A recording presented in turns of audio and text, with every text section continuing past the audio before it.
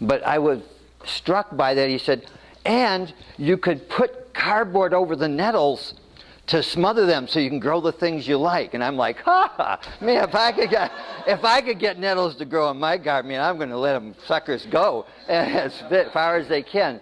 And I did notice in a later photo that there were some nettles sticking out of one of his hugelkultures. And so the fact that hugelkultures are great places to grow nettles is what I'm taking. And so nettles is a super high value crop. And I make money every day of the week just about on it, because I harvest it when they're about that tall in the sun or about that tall in the shade. I harvest them and eat them, and then they'll send out two forks. And generally, I don't eat them again. But you could. You can actually you can treat it like asparagus in that you can get series of cuttings. So you just sort of cut a patch, and then you cut another patch. It isn't like one here and one there. You do that sometimes, but sometimes you just clear cut a whole area, and then it comes back again. Then when it comes back and it's just before it's flowering, I harvest it and dry it for medicine. And there's an endless market for nettle leaf. I mean, you could, 2 acres of nettles, and I think you could make a livelihood, a nice livelihood, but it'd be boring cuisine. So you'd want to have a lot of other stuff, but that'd be monoculture in a way. But then the next step is when the seed pods are plump and dangly. The dangles of string of the seed pods, before they turn brown, are one of the superfoods of the world. I mean, that is like one of the things that's one of the healthiest things you can eat. And the trick is to toss them into your mouth without touching your lips, because there's slight stingers on them, not much, and then you just crunch them up really good. And you hardly ever get stung on the inside of the mouth. That's the seeds? That's the seed heads.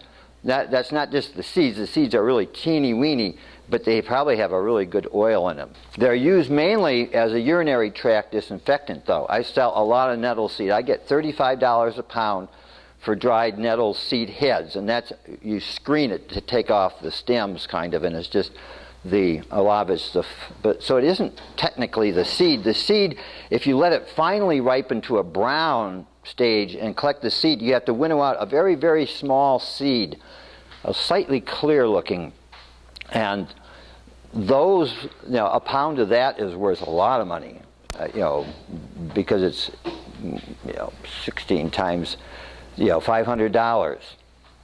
Now, so there's another product. And then the other product is the stalk, of course, is our New Zealand flax of the north. That's what we use for twine. It's one of the things. It isn't quite like New Zealand flax, but some of the vines are more so, tie vines. So we need, what are our fiber? So the fiber, you let it get tall and then harvest it, scutch it and red it. But then the most valuable harvest of all for me is the root. So after the third year, you can do it in the second year. Third year is better. Third year, you dig up the whole colony that you've established, and it sent out runners, and it has a big central root and huge amounts of runners, and that's a lot of root mass, and you get a lot of poundage of root per square foot, and that's where the best money is. Huh? Are you still talking nettles? I'm talking nettle root, very good for prostate. So prostate herb and menopause herbs have been big in the baby boomer generation. So there's a good market. It works better than saw palmetto and nettle root are the chief things for prostate. Two of the good things for prostate, and taken together, they're better than either alone. They have a synergistic effect. Szechuan pepper is one of the most aromatic foliages of all, but you would again have to have it in a greenhouse. He says, yeah, I know that plant too, and it'll grow in Seattle outside, but here you could, here's what you do in this case where you have a plant that won't grow here. It's going to die. Okay, so you plant your Szechuan pepper in a really nice location in your yard that's really like a sheltered place, doesn't get too much winter sun or spring sun, so it stays dark and cold, and you mulch the heck out of it and the top will die to the ground, and if you're lucky, the root won't die. So the next year, it'll send out a shoot, and it'll get pretty tall because it's got the a nice shoot pushing it. Of course, some of these things that are tender may not get that big. And then the next year, you mulch the heck out of it, usually if the root doesn't die the first year, usually it'll succeed. It's getting it through the first year that's the hardest. And then each year it'll die to the ground, and each year it will put up a bigger stalk. And so you get to appreciate the plant. That way you can see there are subtropical plants that do that in Seattle, for instance. So that's what you could try with a Szechuan pepper. The New Zealand flax is just hanging out. It's live plant materials above ground, so it wouldn't do that. But it's worth a try. That's one thing you can do with really tender plants, is you can get to, like Paulownia. It's going to die every year to the ground, but you just let it die, or you even clip it off. Probably better to let it die in place. And then the next year it sends up a bigger and bigger stalk each year, and so it becomes a real accent plant in the garden. There's Arthur Lee Jacobson, who wrote Trees of Seattle. And he went around and learned the whole city, and where the biggest tree of every species, what is the list of every species of trees that grows in Seattle? Where are the biggest specimens of those trees that you can go and view?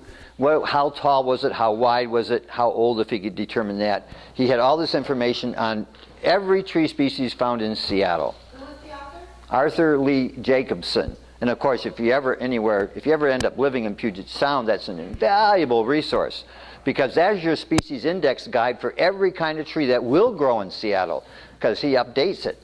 So in other words, you can, if you want to know whatever every kind of tree you can grow in Missoula, has not been written. Trees of Missoula, another niche. I've been working on a North American permaculture convergence, and I've been promoting this for years on the internet, and nothing. It's never gelled. And so the other day, me and one of the other guys really keen on it issued an announcement that we were going to, well, actually, what I did was I called about 20 good friends that are like elders in the permaculture movement and said, hey, would you get behind a convergence and put your name down, And so we have a list of notables in the permaculture movement. And so our plan is to, have an advisory group of like 20, 30, 40, a lot of the top permaculturists around the country, sort of the ones that have been at it for a long time, and then have another circle outward. There's a principle called the acorn, and it's the Eight Shields group worked by John Young. John Young is famous in the permaculture movements right now, and that he's a crossover from one of the leading lights in the primitive skills movements, and he more recently has moved to Northern California, worked with Penny Livingston a lot on doing joint work on permaculture and the work he's developed in this, not only primitive skills, but a lot of things about decision making. The acorn model, there's different levels of responsibility and commitment as you go out from the circle. So we have a circle of advisors that have been in permaculture for 25 years or longer.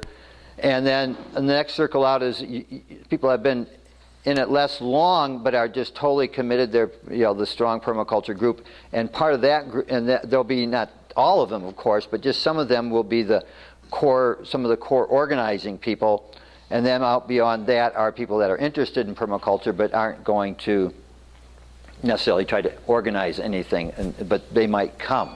They would, so we have all these different levels, and we're just in the beginning phase of that. So that's pretty exciting for me to be trying to stimulate this, and who knows, I'm surprised that not a huge amount of reply back so far. One reply I did get, though, was from a guy named, one of my contacts, Toby Hemingway, said, oh, did you know that Diego in California is planning a national convergence, a U.S. national convergence right now?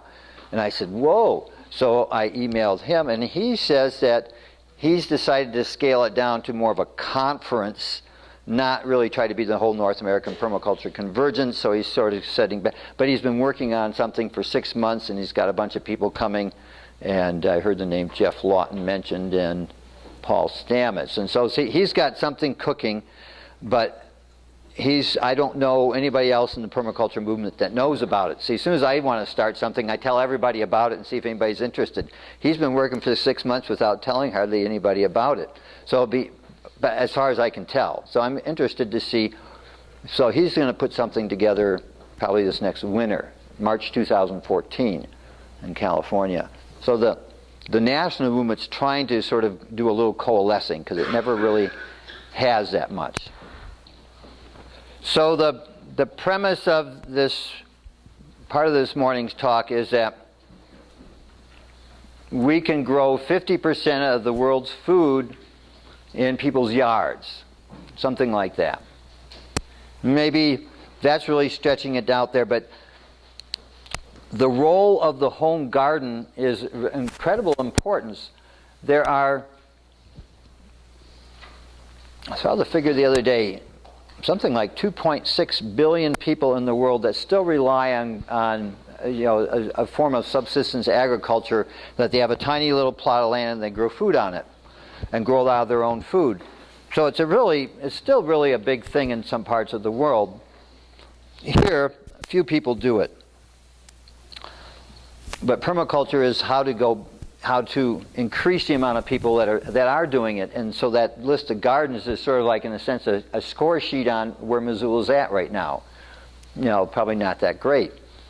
In Flathead County, someone told me yesterday or Thursday that $67 million worth of organic produce is brought into Flathead County each year. So here it's probably 100 and some million dollars.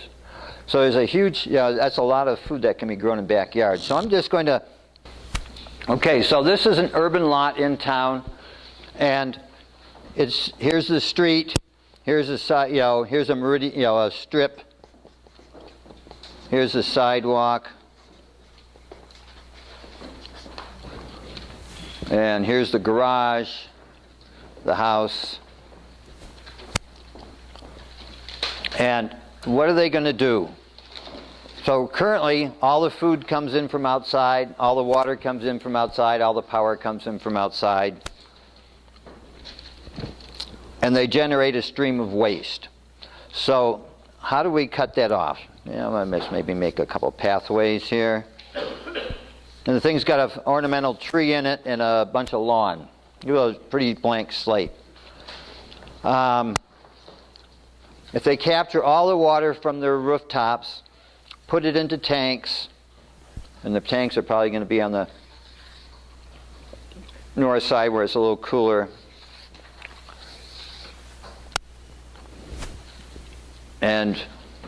Or if you were going to put a greenhouse on the front of the house, maybe you could also have some of the water storage incorporated into the greenhouse that's on the south side of the house.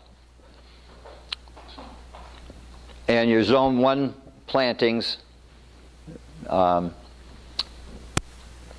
the walkways are the strawberries beds and the pick and pluck vegetable beds and quickie salads, so that you can get your salads and strawberries, or the short-term things, aromatic herbs, the herb spiral, maybe right outside the door.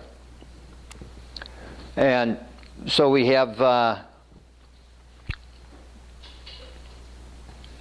if we give them a zone 1, and they have a real intensive garden here, this could be where they do a lot of hugelcultures and some hugelculture beds and really good close-spaced vegetable gardening. And maybe they want to have the zone 2 might be in the front yard, where there's a lot of berries with some fruit trees mixed in it with, well, you wouldn't have a tall fruit tree on your south, anything tall on your south, because you want it to be a sun trap. So you want to leave it open to the south. You have to, depending on what's happening with the neighbors, so that your tallest trees, as we saw in the Martin Crawford's film last night, the tallest trees are in the back. And you might make a particularly, this exposure, the southwest facing slopes are always the warmest. the southeast facing, so this is right west, east. I know this will be north. Right? Okay. So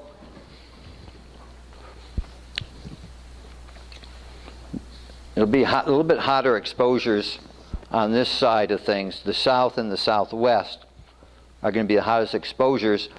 So if we can make this a nice protected zone in here, we might actually put in hardy kiwi fruit and some of our things that need good ripening power on this sector, possibly grapes kind of thing in this corner.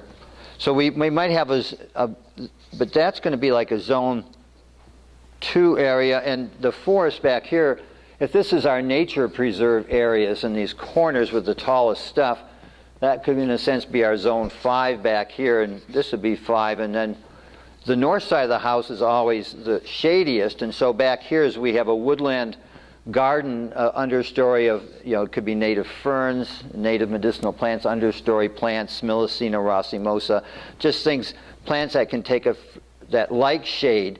But actually, since it's a hot summer climate, we may push that even back here and put a shade house on the north side of the house, which has hanging plants in it and a little bit of dripping water and some tables and chairs. And that's when the hottest part of the summer, you go back there on the north side of the house, under your trellis, under your greenway, and you vent that coolest air that's in this area, because you have evapotranspiration,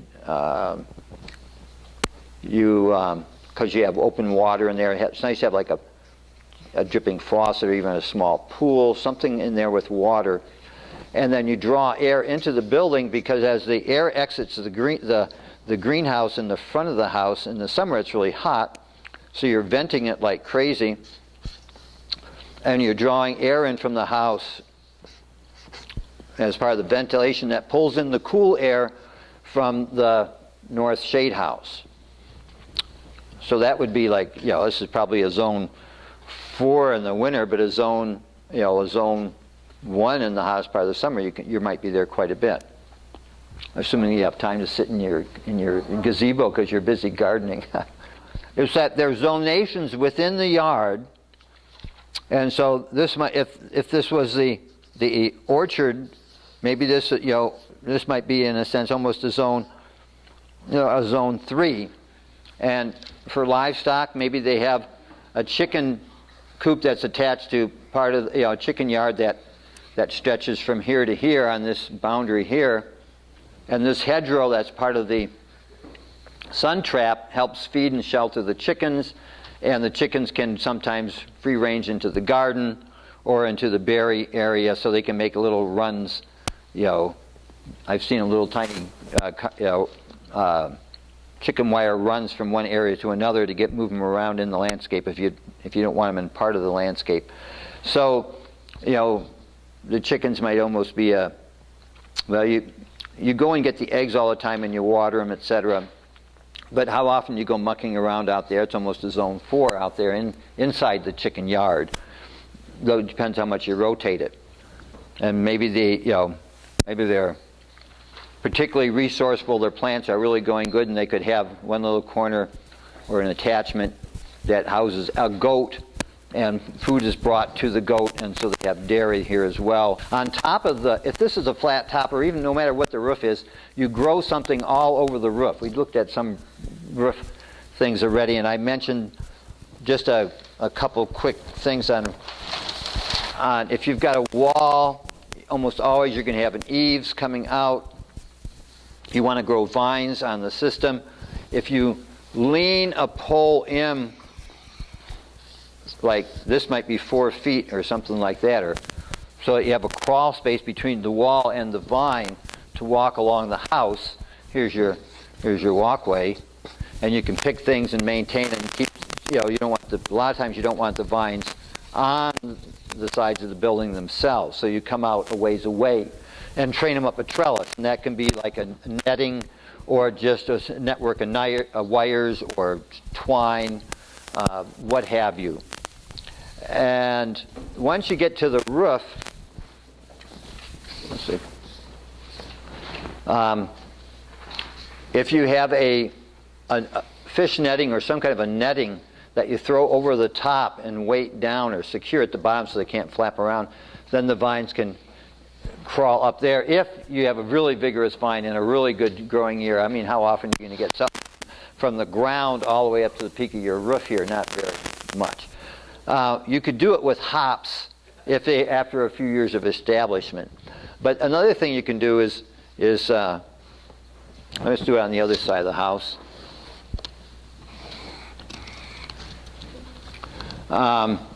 You can build a planter box that's just below the level of the, actually it would be, you know, a little bit more outside. And so from the top, if that's the edge of the roof, there's a catwalk out here. You know, there's a bunch of bins right here, probably different compartments, and then there's a catwalk right suspended above it. So the catwalk's right, you know, maybe like right here, so that whoever's walking on the catwalk can tend the whole flower bed. It becomes a flower bed, and you deliberately grow things on the roof. That what works really good on a situation like this is squash, melons, cantaloupes. A south-facing roof in town will get you cantaloupes and melon ripening that you can never get on the ground because it's up in the air. You got good, more better frost drainage. You're slanted toward the south. So a south-facing roof is an excellent place to do. And this is, of course, you don't do this year one. So underneath this, of course, there has to be a set of, these have to be hefty too. So this has got to be built. You don't just truck up heavy clay, organic soil up here. You make a blend that's a lightweight mix for potting mix, and they'll have things like perlite and vermiculite and maybe some peat moss, and you want to have a lightweight substrate with enough goodies to really grow a good crop. You can grow an awful lot of crop on a relatively small amount of stuff. It's amazing what you can do. Tomatoes love trellising, and they can go a long ways in a growing season if you start a healthy plant and have really yummy, yummy soil down here. You have to attach them? I mean, they don't have any little... Right, you have to attach them now and then as they grow up. Yeah, you can weave it in somewhat too, weaving or tying. You certainly aren't going to grow lettuce up there very long, but you know, this is a hot season stuff. Squashes, cantaloupes, melons, because you need something that's binding for this strategy. Or tomatoes it could be. But the reason I like winter squash about the best, or some of the melons and things, is that, you know, walking around your roof and having stuff up there is a little bit, you know, you're trying to minimize damage to the roof. So this has to be done with the right type of roof in mind. And with if it was squash, if you just release this end and you could just pull, maybe you'd all want to collapse this way, but you'd pull it all this way and harvest as you went. You don't have to go up there and weed or harvest anything through the whole season. It's just a one-off harvest. And the other thing that does that is hops. Hops. And the reason I like this is I want something that is totally off the roof in the winter. You can grow over some rooftops grape trellising and hardy stuff, but if it's very close at all to the roof, your roof is going to be really moist and organic under there, so you generally don't do that close to a roof. But the annual stuff, it's just there for just that year. You could do scarlet runner beans, but that's more time picking. You could wait till at the end and then pull them all down and harvest the ripe ones like I do. Or hops, same thing. They're all ripe at the same time. You just pull the vines off, harvest the hops, and then the vine's done for the rest of the year. And then next year it grows up again. So it's great on the south side where you want cover in the summer, but you don't want it in the winter. You want full sun in the winter. Hops are a great choice.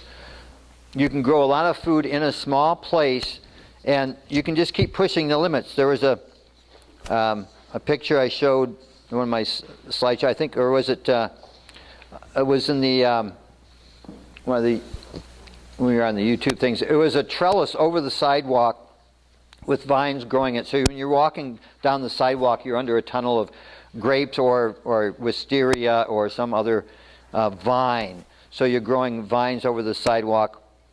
And then, of course, you can plant your your roadway strip into, depending on the severity of your street traffic, one form of useful plant or another. And I think I've mentioned this, that in Seattle they used to discourage roadside strip gardening because it was like, oh, maybe it'll get in the way, and and the city didn't like it. But there are a lot of people started doing it anyway, and after a while they got so popular that they now have these big contests. Every year there's the strip garden contest, and they do it mostly by bike. And so they'll have people will be biking, or they'll make a list of all the different sites that are contestants, and people will bike around, big mobs of people will bike around, and then they judge, and they say, oh yeah, this one, blah, blah, blah. And then at the end of the day, they have winners, first place, second place. And so now it's like this, and the city's all behind it, supported by the city of Seattle. Anyway, so we've got this thing packed with food. After a while, we have to cover all the walls, the top, and now they're now producing a lot of their own food. They're generating their own water.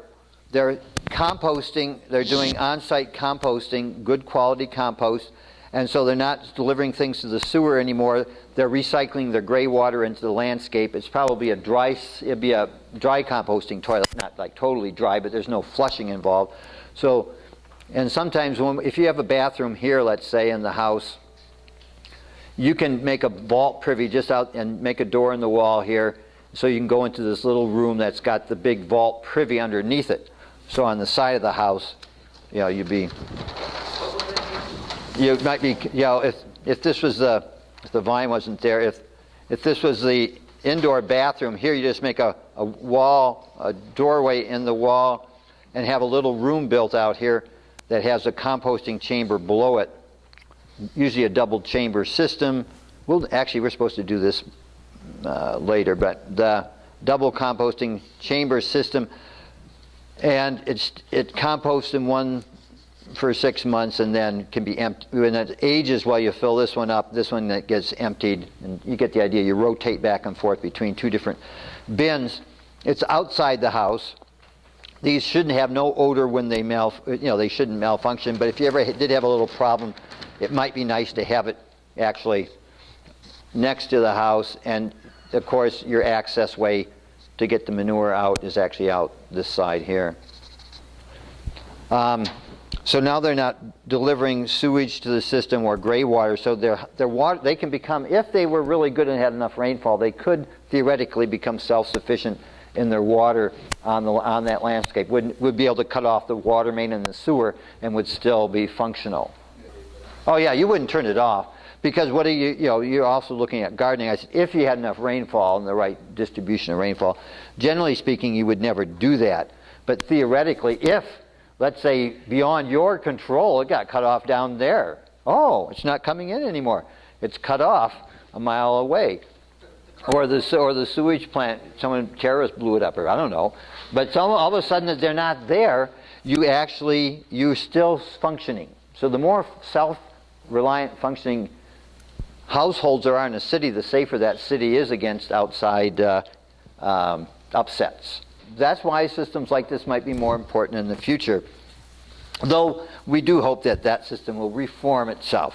And at any rate, so how do you get as much food in here as possible? Think about your zonation.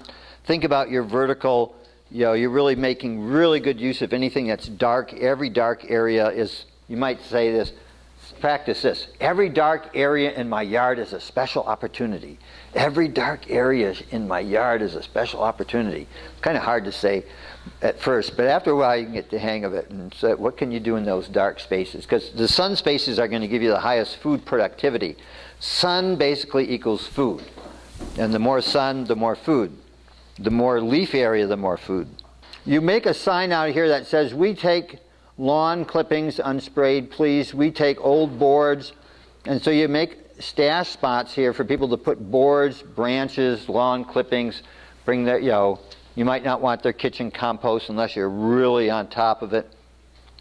And you make a place for people to bring organic matter to you, because some people want to get rid of it and you want it. So that gives you lots of material to make. You might want to make a big hugelkultures along the sidewalk as a buffer in a sense, and then grow things on the hugelkultures as your visual buffer. Or you might want some probably in the garden too. You might have a row of hugelkultures as part of your garden system. And again, you see he had fruit trees planted in between the hugelkultures. These are the beds. Yeah, that's more of a zone. See, how you use your hugelkultures is a zone nation thing. If your hugelkultures in your zone 1, you're going to plant it with utmost care, and you're going to get really a lot out of that. You're probably going to do succession plantings throughout the year. It's going to be a heavy yielding situation. If it's out here next to the orchard where you don't go that much, it might be plants that you don't visit that often. And if you have some out here, you have actually forest zone hugelkulturs. There you might have like things like ginseng or golden seal, things like that back there. So you have your shade tolerant stuff. So anyway, this gets you materials to work with just by being able to take in your neighbor's stuff. Beyond that, as I mentioned that, but I'm not getting to your question either, notice, is that that she would bike around the neighborhood with a little trailer on her bike and cut things off and weeds and see things that needed pruning. She had networks of friends, and there were just wild waste areas in the neighborhood, and she would bring biomass home to feed her goat. She was stall feeding a goat in the city, and as a result, she accumulated manure. In a sense, she was bringing in a source of nutrients to the system, which then concentrated it and inoculated it, and then using that to go back out onto the system. So that stream of material went through the goat, part of it. But you could also have some of that. You could just go out and gather things in the neighborhood, go out with a wheelbarrow or whatever, and just sort of going through the alleys, prowling. And after a while, it's all used up, and the neighbors are calling the cops and stuff. So you probably want to have good. You want to really talk to people and make sure that it's okay. But a lot of people are happy to get rid of stuff. But where do you get dirt is a really hard thing sometimes. You can buy it in by the dump truck load, but you really want to, it's nice to actually go and inspect the pile before you actually deliver it, because I've seen a lot of different things delivered as topsoil. And so, where is it coming from? Is it a safe source? There's no pesticides in that area or whatever.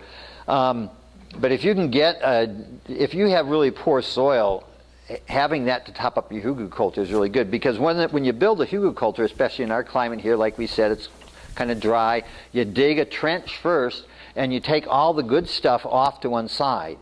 But a lot of times I did one in my backyard this last year. It was all sod mostly.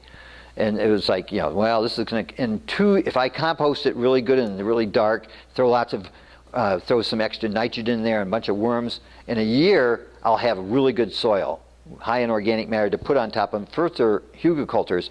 But that year underneath it was like poor subsoil. So the topsoil went with the sod. I was left with subsoil. What was I going to put on top of my hugelkulture? So I didn't know. So I went and got some from a friend, but I actually got a bunch of sand delivered, because a guy had dug up an area. A friend of mine had an excavation. He had a big area of relatively coarse, soily sand, but more sand than soil. It wasn't very good, but all I needed was something to, I made a mix with some aged compost kind of stuff and some peat moss, and I threw all that on top for my covering, about that thick. And below that, of course, was all the other hugelkulture material, including the sod was way in the bottom, actually, of the system.